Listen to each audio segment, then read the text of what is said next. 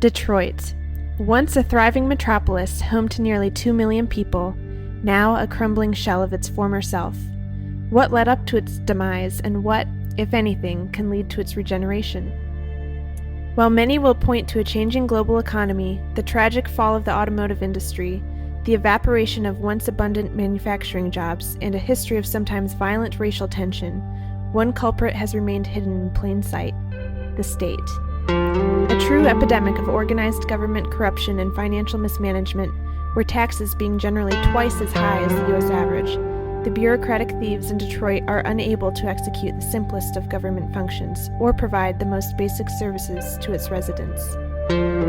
There is another side to the story, however, one that hasn't yet been put into focus, until now.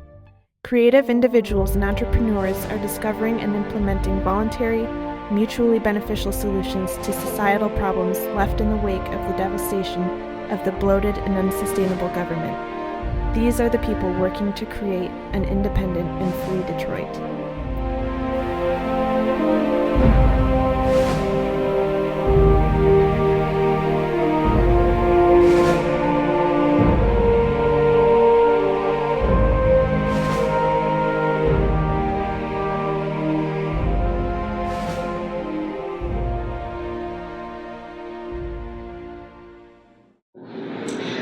I'm Testa with the local focus. I'm here in Detroit at the Innate Healing Arts Center with Mars Science.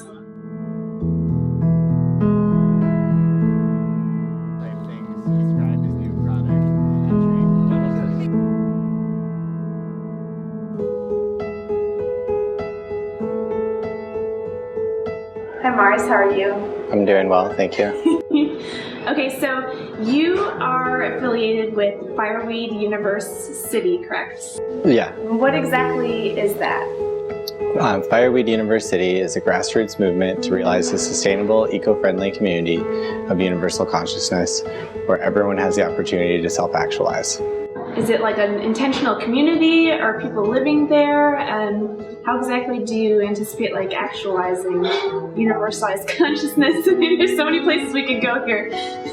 Basically, we started with one abandoned house and fixed it up. Actually, I started with one abandoned house, fixed it up, and opened a bike shop there.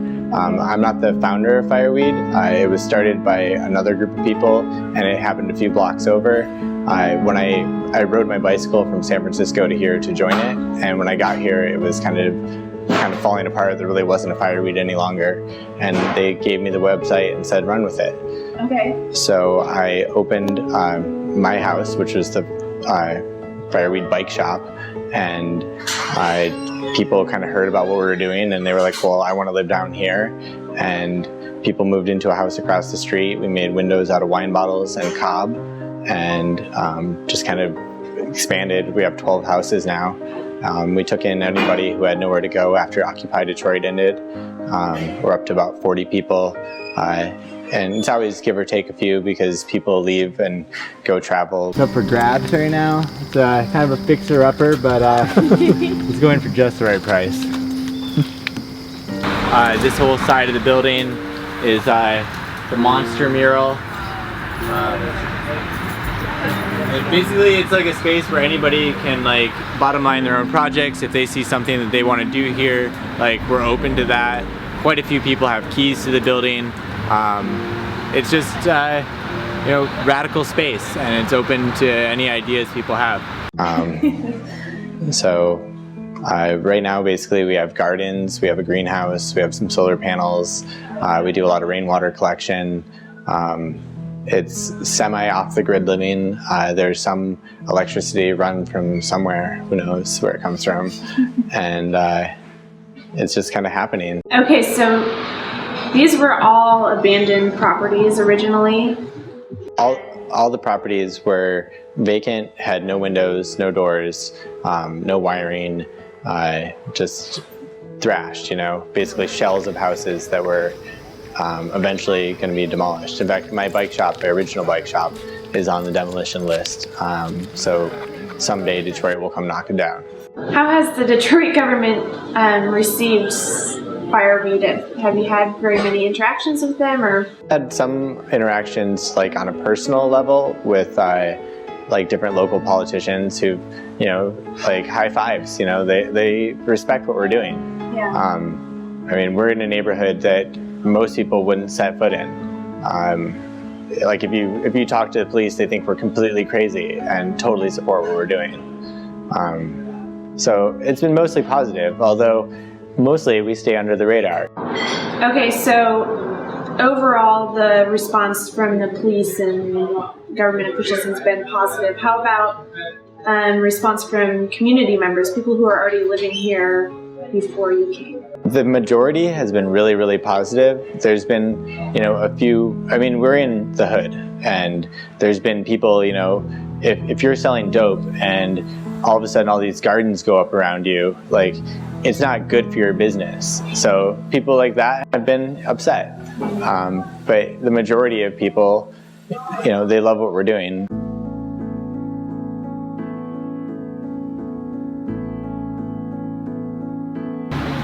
I got my bike from this bike shop. And you know how I got this bike? From community service. And now I have this wonderful bike and all of the rest. My name Noah. I got this bike from that bike shop. I work here like some days.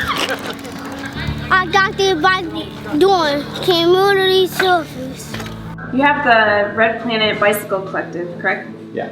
Okay, so tell me a little bit more about that. Like, what was the vision there? How does it all work?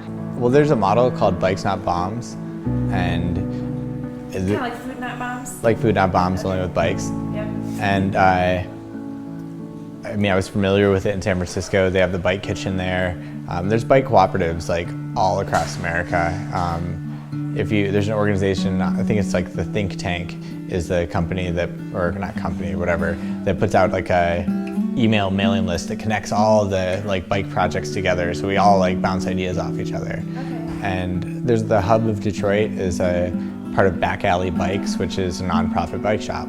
So like the idea is nothing new. Basically the idea behind Red Planet Bikes is the people in the neighborhood needed a bike shop. I'd see, you know, a kid riding the bike with another kid on the front pegs and another kid on the back pegs. It's like, okay, there's one bike and 3 kids. Obviously we need more bikes. So we just started collecting like old bikes, you know, put up flyers, like, you know, people outside of 8 Mile, out in the suburbs, they want to support Detroit. They call themselves Detroiters. So when supporting Detroit can be as easy as giving stuff up that they were going to throw away anyway, like bikes come in. So we take the bikes, work on them with kids, and get them in kids' hands. Okay, so how do the kids acquire the bikes? You just give them... Oh, they earn a bike through community service. Community service. Okay, so what kind of community service do the kids do? All kinds. I mean, under 5, you do your community service with your parents. Often I say it can be as simple as calling grandma once a week and saying I love you. Because I mean, it's like, what do you ask for from a 4-year-old, you know? Yeah. Kids from 5 to 10 do 4 hours of community service. It's usually painting over graffiti or painting walls, or like they painted inside the bike shop. They painted all over themselves. It was a great mess. So this is our community bike shop. This mural was done by Lipkiss. He flew out from San Francisco to paint it. We've been redoing the windows using wine bottles and cement, kind of just making this place into a fortress. Like, it's kind of a very multi-function space. It's the bike shop, it's kind of the hostel in a sense, it's whatever it needs to be. We have 700 pounds of plaster that just got donated, so we're going to be able to fix any of the parts that need to be plastered. We got 3 gallons of tar donated, so we're going to be able to re-tar some of the holes in the roof. There's a spot up front, you might notice, that needs to be redone. There was a spot in the very back corner, and we don't own the building. It is squatted, but we're going to put it, you know, a lot of labor into it to at least make it functional for our purposes. Not necessarily like a bunch of money into it. Right. We have a needs list on our website. Oh, okay. And our website's like blog format, so it's probably like on page 2 or page 3 where it's kind of migrated to as we posted pictures and things like that.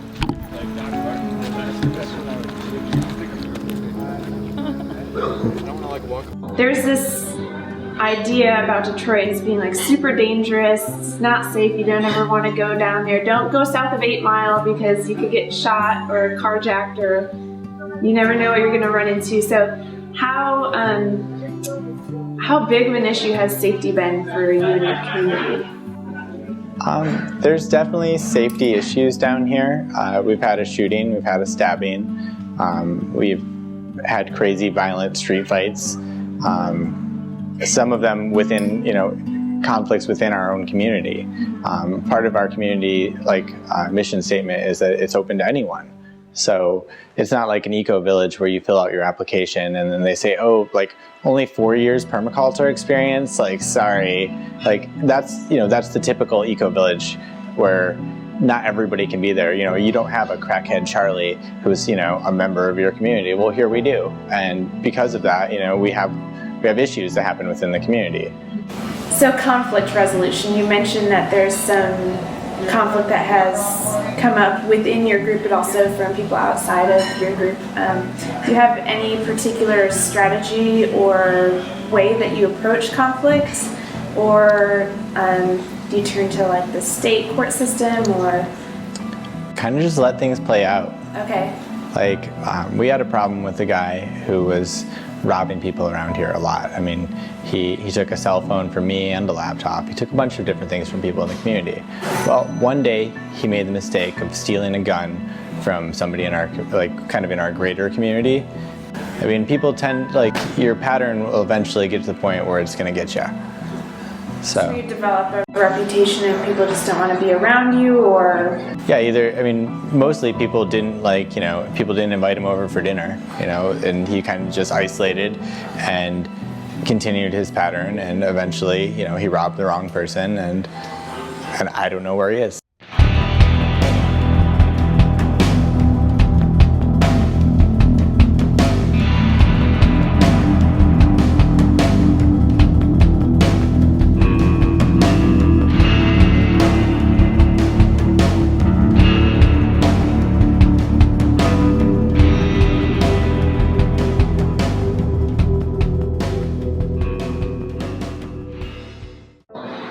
I read something about a recycling program. Do you guys, was that? Now we take our recycling to the Recycle Bee in Detroit. It's there's not any actual curbside recycling in Detroit. Someone who's not living within our community, but definitely part of the same ideals that are kind of happening in our community. I started a recycling curbside. It's $15 a month, and he comes with his bicycle and picks up all your curbside recyclables. So there's ongoing recycling projects happening in Detroit, but there's not mass recycling. Yeah. We're a lot bigger into reuse.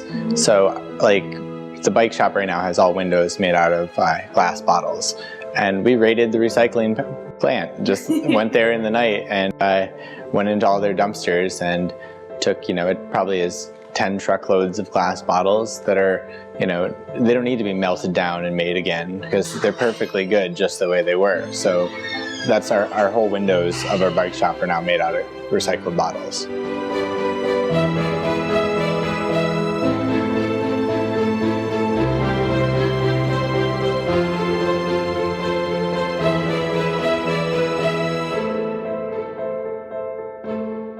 A lot of our building materials are recycled from homes that are, that house is burnt, but the door's good. Let's get the door, kind of picking and choosing what's still good on buildings. We need gutters. Oh, that house has no roof, but it still has gutters, left around the edge. Let's get that gutter from that one and use it for our rainwater collection system.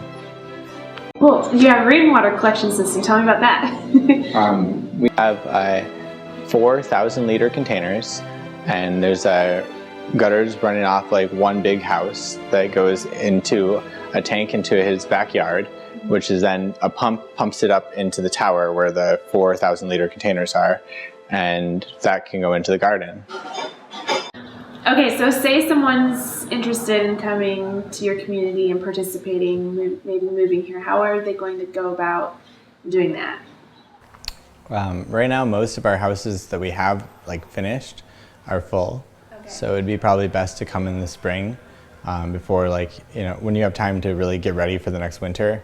So come in the spring, find a house, secure the house,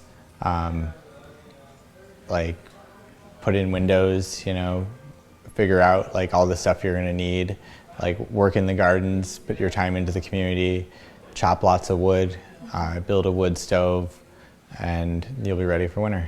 We go out, cut wood. We got these wood everywhere. Yeah. Yeah, we got wood burners. A lot of the houses got wood burners made out of 50-gallon drums. So Yeah, it worked way better than a fire. Houses and space to last year, me and whatever. You can make a house 90 degrees. Like Robinwood is like right for the last year, me and Shane spent most of the winter out, every other day out in the woods, bringing truckloads of firewood. But you'd be amazed how much wood it takes. Yeah, actually, the cops have a we really good can bring back 2 or 3 truckloads of wood, and it might last us the community maybe a week. I wave to them, they wave back. You know what I'm saying? So they stop. So really in Detroit, you have this unique situation where there's an abundance of properties, so vacant lands and vacant abandoned homes, however nice or not nice that they are. And they're affordable. And there seems to be this kind of attitude of the people around here where they are really interested in revitalization and community building, I've noticed. They realized that this system that was happening here before didn't work for the people. So people are like, well, let's try something new. And that's really what makes Detroit unique, is everywhere else is like, well, this is a system and this is how it is, and if you don't like it, move somewhere else. And people from Detroit, there's a real sense of Detroit pride. I mean, I think you notice it most when you go to Chicago and you meet somebody from Detroit. They're still a Tigers fan. They're still into Detroit. They love Detroit. They wish Detroit would turn around. So there's something about Michigan that people who grew up here or around here, they love it. This girl Diana was gonna build a horse barn to keep her horse in, but she gave up on it.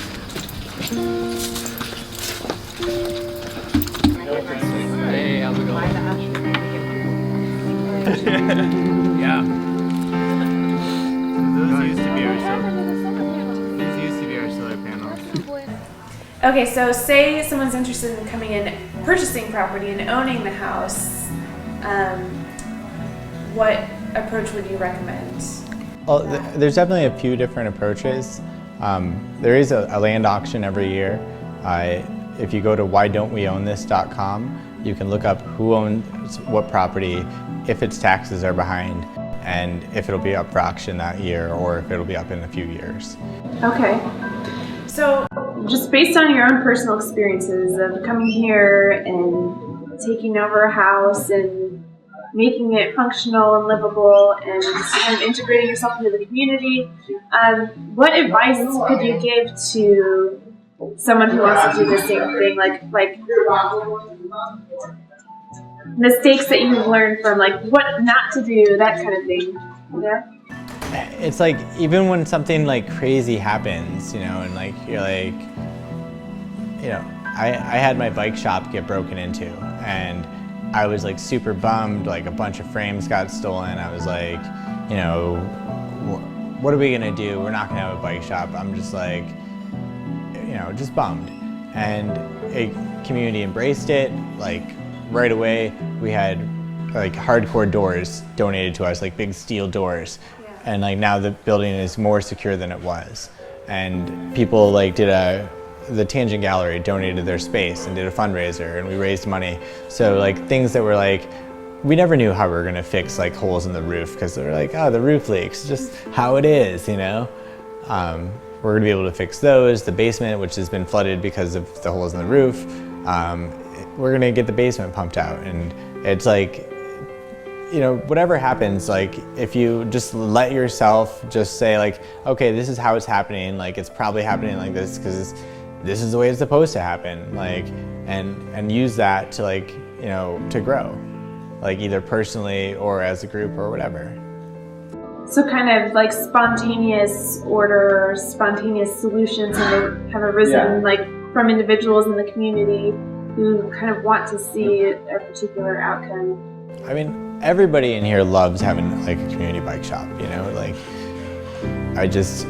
300 bikes have came out of the bike shop into people's hands in this neighborhood. I mean, that's totally amazing. And I see them everywhere I go. Like, I see kids on bikes that I know those came from our bike shop, and like, you know, and they're waving and saying what's up, and you know, or hey, my brakes are bad right now. Can I come by? You know, yeah, swing by. I got you. You know, so just kind of let it happen. I mean, just let it form organically. It will. You know. Okay, so if someone's interested in contributing to the Bicycle Collective or contacting you about Fireweed Universe City, or anything else that you have going on, is there any information that you can provide for people to contact you through? Maybe donate a bike or somebody to help? Yeah, bikes can be dropped off either here at the Healing Center, because there's somebody here every day, except for Sundays. It's 18700 Woodward, Detroit, Michigan, 48203. The bike shop shares a parking lot with this building, so if you see somebody in the bike shop, you can stop by there. Myself and my partner Easy are usually there, one of the two of us. Our website is fireweeduniversecity.org. It's as easy as Googling Fireweed Detroit. Then there's some articles and stuff from different places that'll pop up probably. All right, thanks so much for joining me and sharing more about what you got going on. It's been really interesting. Thanks. Cool, thank you. Mm-hmm.